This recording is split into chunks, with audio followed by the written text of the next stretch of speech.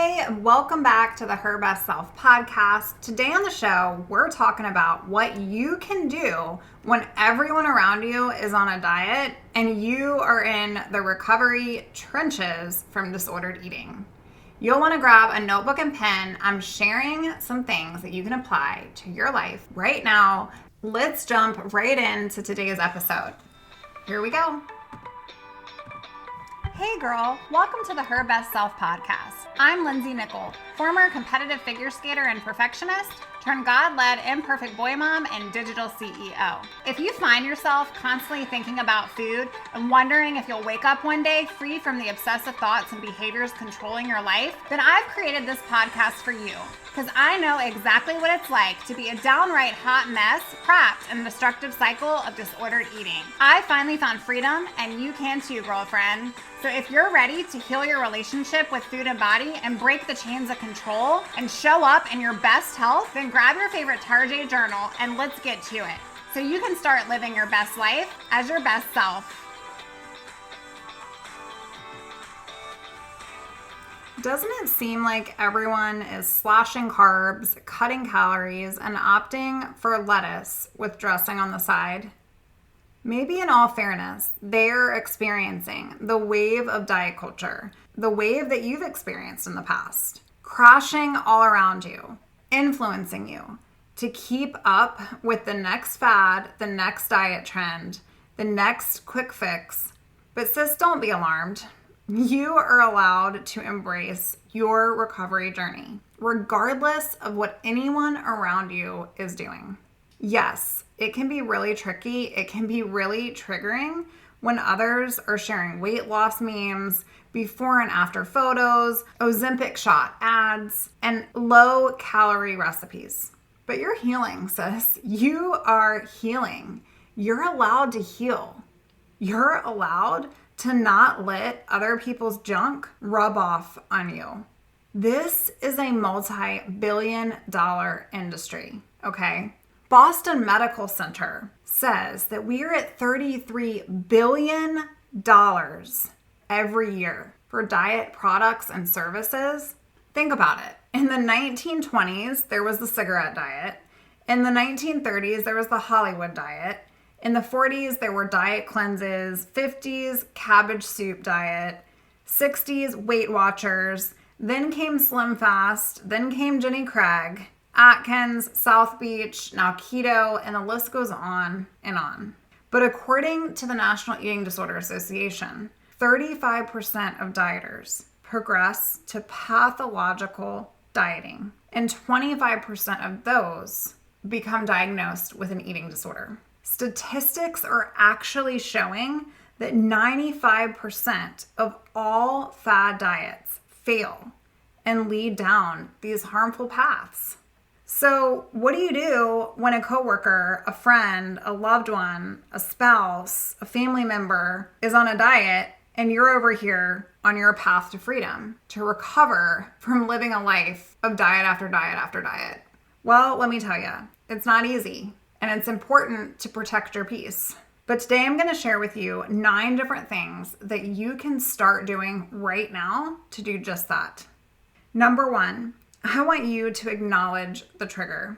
Is being around this person a big trigger for you? Do you get anxiety when you have an upcoming friend date, knowing that this person is on a weight loss program, or knowing that you're going to have to hear about the calories they can't eat for lunch?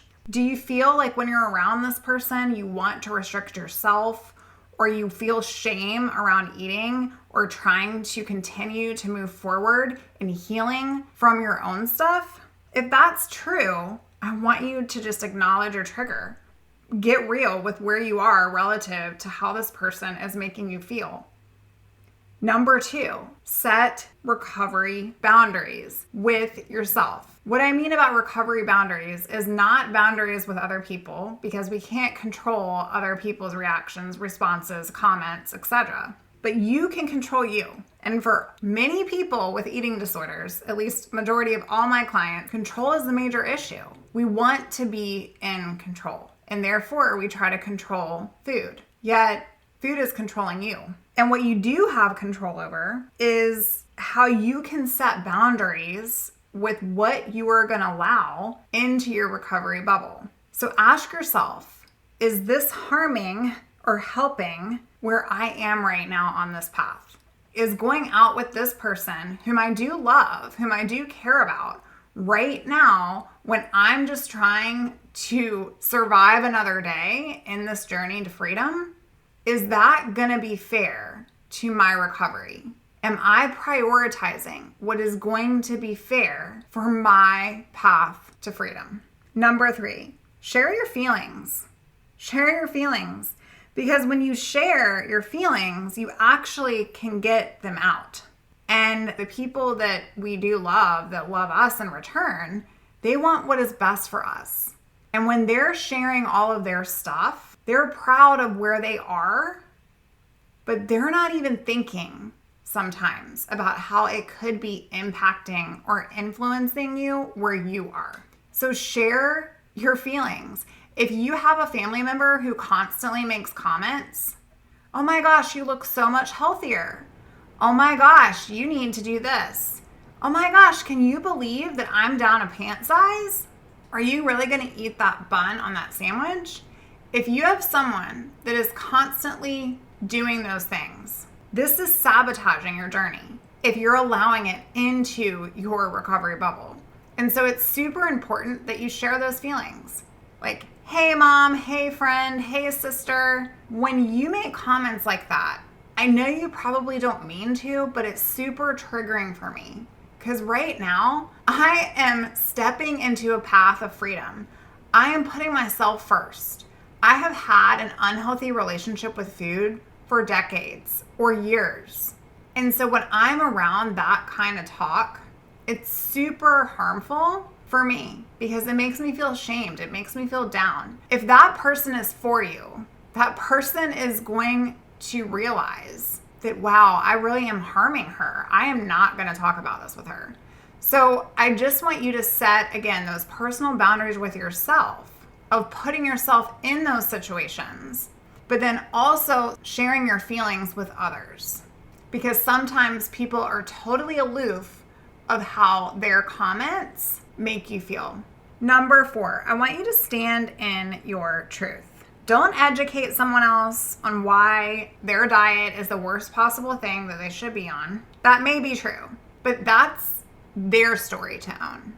And yes, you can care and you can support them. If you believe that they have an unhealthy relationship with food or you're concerned, that is a totally separate conversation that can be managed in a setting that warrants that support and that love and that compassion. But if you're just coming from a place of how this is impacting your journey, then I want you to stand in your truth. Don't put them down. Don't try to defend why you're right and they're wrong. Just respectfully stay true to your story. What I mean by this is you can be anti-diet.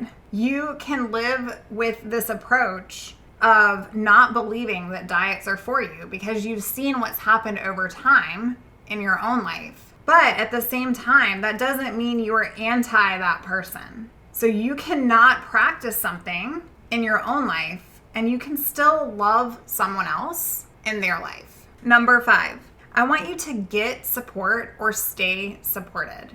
When you're surrounded by a circle of people that do have a ton of influence over your life and they're not on the same mission forward as you are, it can be like holes in the boat to nowhere really quickly. Believe me, I know. It's important to make sure that you have people that are hanging out in your boat that are rowing in the same direction that you are. And so I want you to get supported or stay supported. And you can do this through recovery coaching. Of course, you can go on out to the website, lindsaynickel.com, and fill out a client application over there. Or continue working with your treatment team if you're already working with a set of professionals. Get some group support. You can come on out to our private Facebook community, herbestselfsociety.com. But I want you to stay committed to where you are along your path because that is what you get to influence and own. Number 6, evaluate your exposure. evaluate your exposure.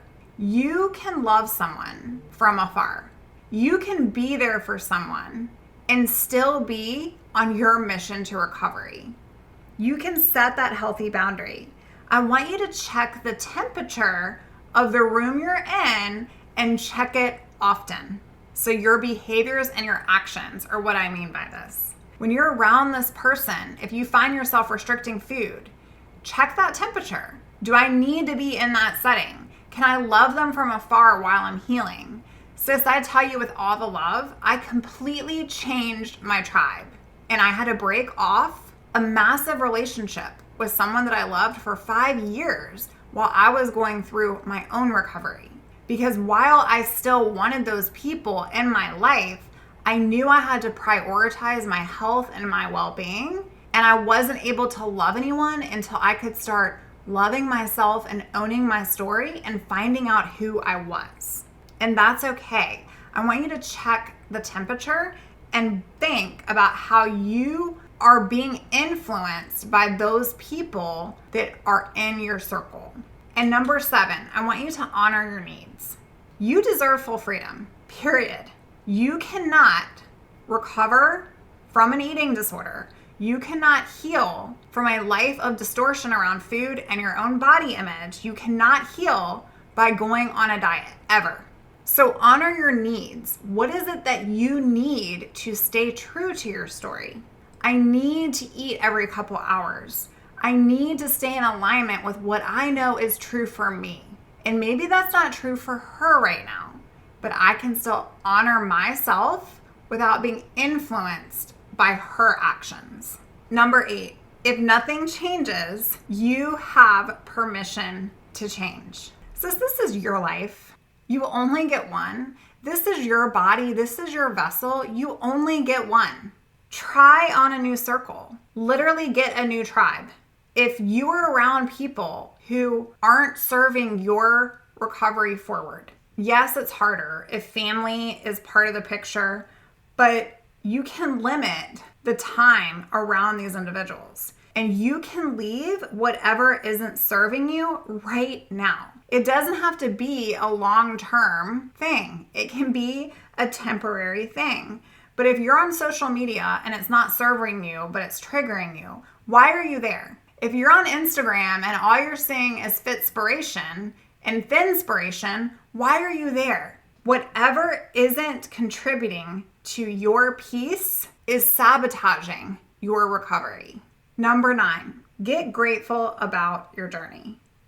Get freaking grateful. I want you to list out why dieting isn't for you. List out why it's not for you. This will bring you back to your reality. I will tell you right now, dieting isn't for me. Fasting is not for me. Macros aren't for me. Keto is not for me. None of that is for me. Why? Because I established boundaries in my recovery that in order to fully be free from disordered eating, I had to not put myself in a room or put myself in a place where I could fall back into those patterns and tendencies, where I could be changed by rules. Sis, having a healthy relationship with anything requires moderation of it. Having a healthy relationship with anything requires that you put effort into that thing. Having a healthy relationship with anything doesn't mean you restrict it completely. Having a healthy relationship with your food is only going to happen if you give yourself permission around food. See, you deserve to live a life intuitively. And I want you to take away these 9 things today.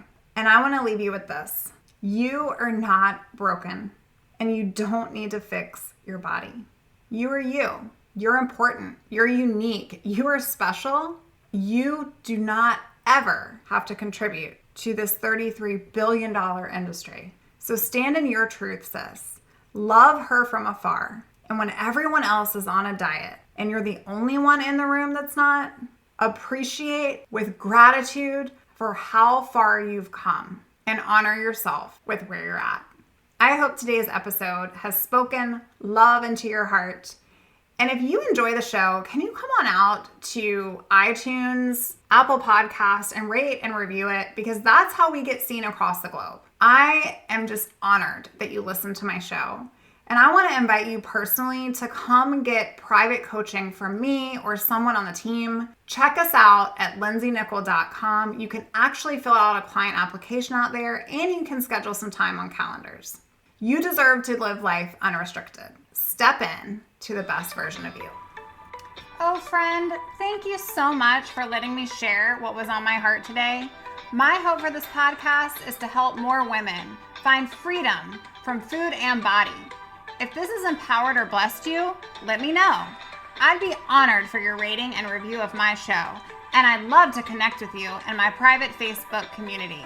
You really can move from perfection to purpose. Let's break the chains together. I'll help navigate the way. Until next time, bye for now, girl.